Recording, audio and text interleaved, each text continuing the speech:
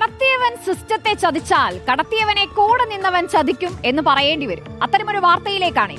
വിദേശത്തു നിന്നും വിമാനത്താവളത്തിലൂടെ തൃശൂർ സ്വദേശി കടത്തിയത് 900 ഗ്രാം സ്വർണം. അതിൽ 300 ഗ്രാം വിറ്റുകിട്ടിയ 32 ലക്ഷം രൂപയും ബാക്കി വന്ന 600 ഗ്രാം സ്വർണവും കൊട്ടേഷൻ സംഘത്തെ വെച്ച് തട്ടിയെടുത്തത് സ്വർണം ഒളിപ്പിക്കാൻ കടത്തുകാരന് കൂട്ടുനിന്നയാൾ. സംഭവത്തിൽ 7 പേർ കൊല്ലം കുളത്തുപുഴ പോലീസിന്റെ പിടിയിലായിരിക്കുന്നു.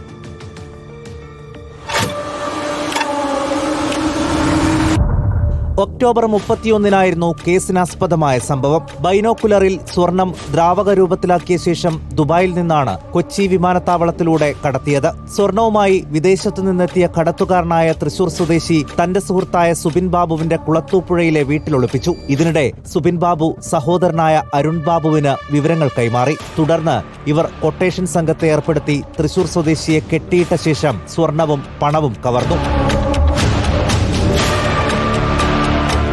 തൃശൂർ സ്വദേശി നൽകിയ പരാതിയിൽ സുബിൻ ബാബു, സഹോദരൻ അരുൺ ബാബു, തിരുവനന്തപുരം സ്വദേശികളായ ഷെഫീഖ്, അരുൺകുമാർ, ഷാജഹാൻ, മനോജ്, വേണു എന്നിവരെ പോലീസ് പിടികൂടി. സംഭവത്തിൽ പോലീസ് പ്രതികളെ വിശദമായി ചോദ്യം ചെയ്യുകയാണ്. പരാതിക്കാരനെയും പോലീസ് ചോദ്യം ചെയ്യുന്നുണ്ട്. തൃശൂർ സ്വദേശി സ്വർണം പൊട്ടിക്കൽ സംഘത്തിലെ കണ്ണിയാണെന്നാണ് പോലീസ് സംശയിക്കുന്നത്. കോടതിയിൽ ഹാജരാക്കിയ പ്രതികളെ റിമാൻഡ് ചെയ്തു. റിപ്പോർട്ടർ, കൊല്ലം.